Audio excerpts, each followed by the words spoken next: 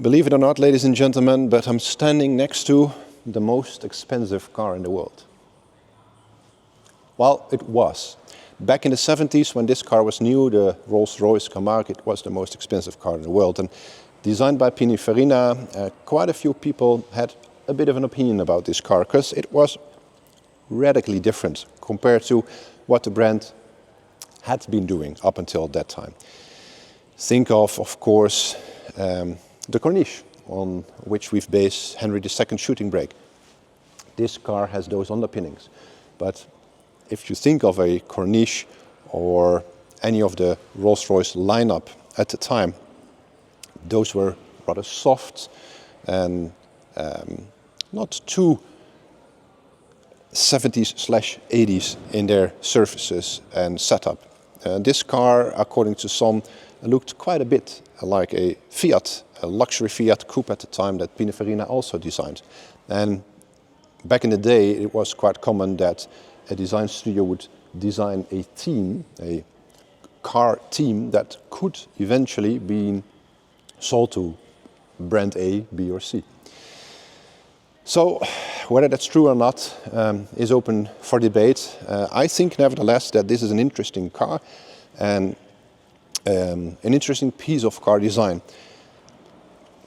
As it stands here in its bluish silver, the surfaces of the car are quite obvious, and one of the interesting features is the repetition of the DLO, the daylight opening, so the outer graphic of the 1, 2, 3 in this case side glass elements together. That DLO is mimicked in the surfaces on the shoulder line, creating this interesting facade that then runs into the bonnet right under the windscreen over there. Of course, up front there's the typical Rolls-Royce grille, and we've discussed this with the Dawn that we featured in the previous video.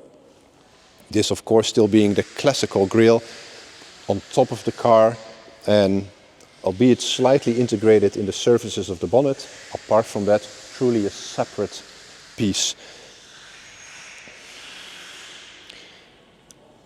Quite a front end, and of course we're currently used to cars that are a lot bigger, but back when this car was new, this was an impressive piece of car design, an impressive large luxury coupe.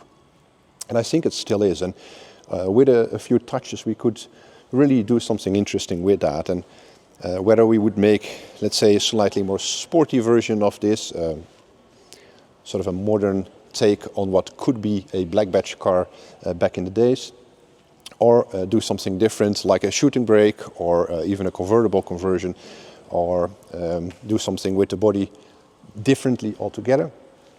That's of course up to debate and depends on personal preferences, but I think it's an interesting piece of design, definitely provocative. People have an opinion about Camargue, and rightfully so. I think it's always better to create something that stirs some emotions rather than creating something bland.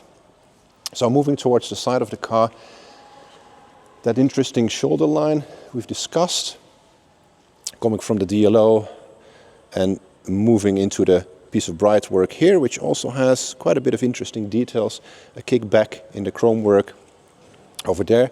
Then towards the rear end, I invite you to come and have a look here. We have the window set into the bodywork with a very strong piece of surfacing coming alongside here, and that very typical sort of 80s cut-off tail there. Horizontal setup of the rear end with quite simple tail lights, slightly recessed, so pushed into the bodywork there. And again, in a car, I think that could be quite interesting for coach building exercises. And the same goes, of course, for the interior.